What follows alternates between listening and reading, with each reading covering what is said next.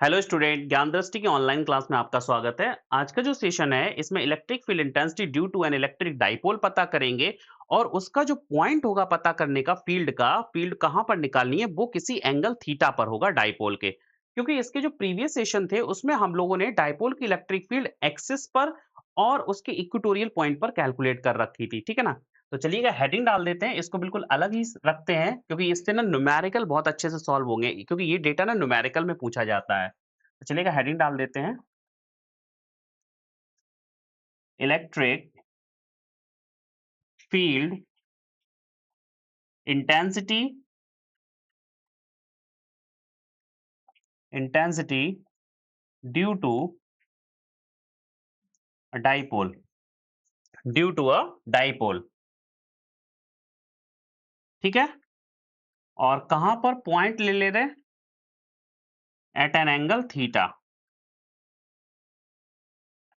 Eight an angle theta.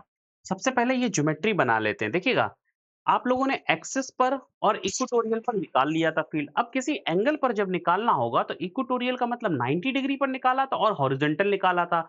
तो जो आपका अब थीटा एंगल पर आएगा वो इन दोनों का रिजल्टेंट ही होगा। देखो कैसे ज्योमेट्री से समझ में आता है। सबसे पहले एक डाइपोल ले रहे हैं। ये सपोज डाइपोल है, माइनस का क्यू प्लस का क्यू। मेथड तो और भी है सॉल्व करने के कि आप एप्रोक्सीमेशन मेथड या ज्योमेट्री कुछ और बना के सॉल्व कर सकते हो। बिल्कुल आप चाहो तो फंडामेंटल टाइप से सॉल्व कर सकते हो, है ना? लेकिन ये ज़्यादा सही है, वेक्टर फॉर्म में इसको लिख लेते हैं। इसका ये पॉइंट ले ले रहे ए और ये पॉइंट है इसका बी। इसका मिड पॉइंट है कितना? ओ। ओके? अब क्या करते हैं, जो पॉइंट ऑफ ऑब्जर्वेशन है उसको ड्रॉ करते हैं। कहाँ पर है? सपोज ये कोई वेक्टर गया है पी पॉइंट पर। ये रहा पॉइंट ऑफ ऑब्जर्वेशन, कितना एंगल बना रहा है? थीटा एंगल बना रहा है, ठीक है ना?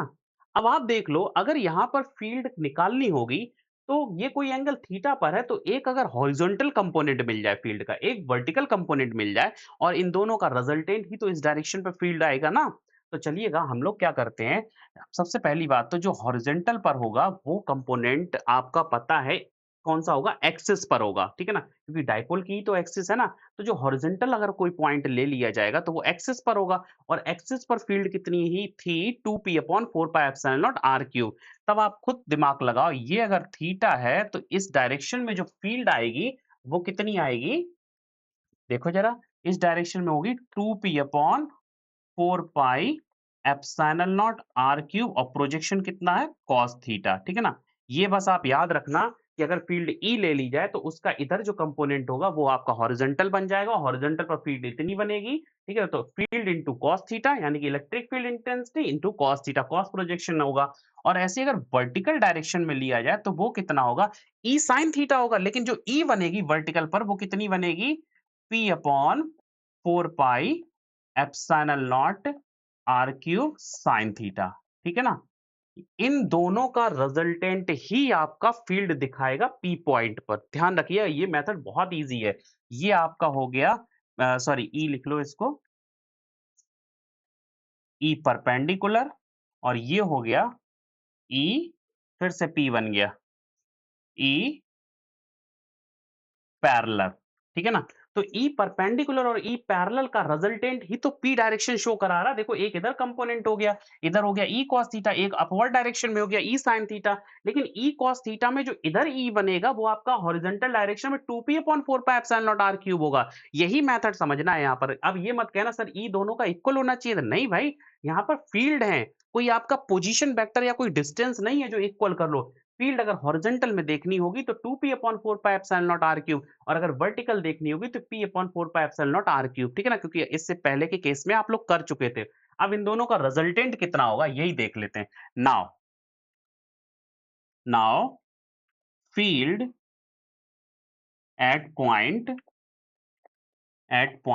P, तो P पॉइंट पर कितना होगा? E equal to the resultant of, दोनों का एंगल कितना है? E परपेंडिकुलर E पैरेलल का 90 डिग्री है, तो सीधा सा रिजल्टेंट कितना आएगा? इसका मॉड ले लो, E perpendicular square plus E parallel का स्क्वायर, ठीक है ना?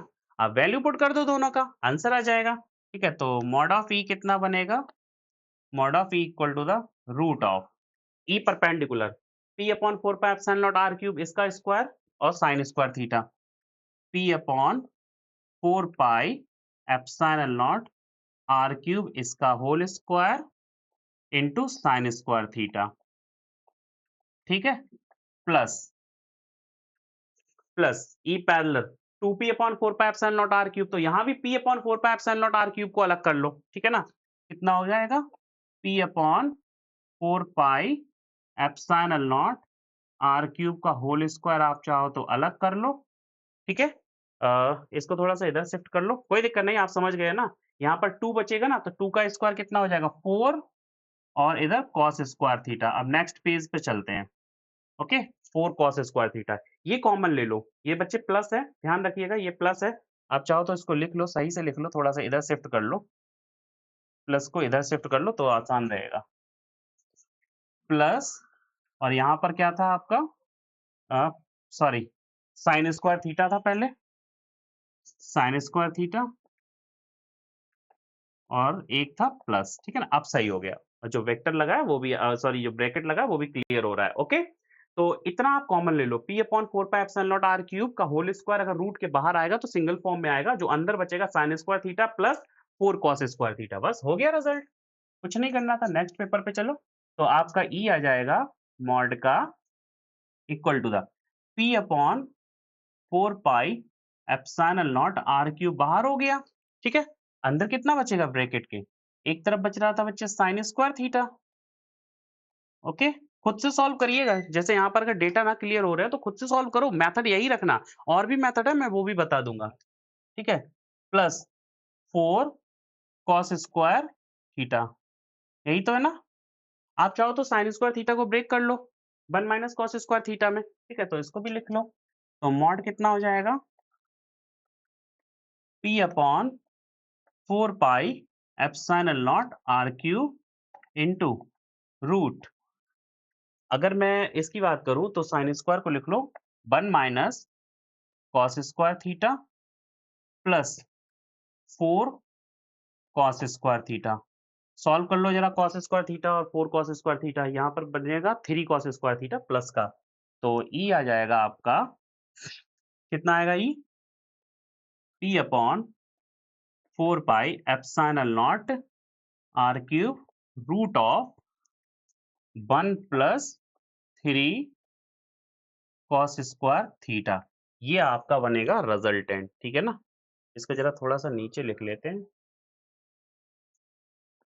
ऐसे करके यहाँ पर, ठीक है? क्योंकि अब इस पे ना ब्रैकेट लगा देते हैं। ये बन गया आपका फ़ॉर्मूला, ठीक है? तो क्या हो गया? अब देखो वेरिफिकेशन करना है ना, आप इक्वेटोरियल पर देख लो, इक्वेटोरियल पर एंगल कितना बनेगा? जैसे अगर आपका डेटा ये था डाइपोल, एंगल ये था ना थीटा, इक्वेटोरियल पर कर दे तो थीटा कितना हो जाएगा? 0। तो थीटा जब 0 हो जाएगा तो यहाँ पर कॉस 0 1 हो जाता है ना? कॉस 0 जब 1 हो जाएगा तो ये तो 3 बचेगा, 3 और 1 4 हो जाएगा, 4 का जब रूट में बाहर आ जाएगा तो 2 आ जाएगा, तो यानी कि 2p upon 4 pi epsilon not r cube answer आ गया ना इक्वेटोरियल पर। इसी से अगर आप सॉरी एक्सियल पॉइंट पर, तो एक्सियल पॉइंट पर कितना, ये इक्वेटोरियल नहीं था, ये एक्सियल था। एक्सियल पॉइंट पर अगर आपको देखना है तो थीटा कितना रखोगे? 0 रखोगे, ठीक है ना? और इक्वेटोरियल मतलब अगर 90 डिग्री पर फील्ड निकालना है यहाँ पर, तो आपको पता है थीटा 90 रख दो, थीटा 90 यानी कि कॉस 90 0, सिर्फ बनेगा p upon 4 pi epsilon not r cube. आप वेरिफिकेशन करके देख लो, देखो ये रिजल्ट सही है कि नहीं है, ठीक है? पता लग गया ना? तो पीछे के जो मेथड थे वो तो आपके एलिमेंट्री मेथड थे, ये थोड़ा-सा वेक्टर फॉर्म में कर लिया क्योंकि ईज़ी पड़ा ना, वरना इसमें अगर वेक्टर लगाते ना तो बहुत बड़ा हो जाता है ये, वेक्टर को एलिमेंट्री मेथड लगाते तो ये बहुत बड़ा हो जाता है, ठीक है ना? इतना तो क्लियर हो गया।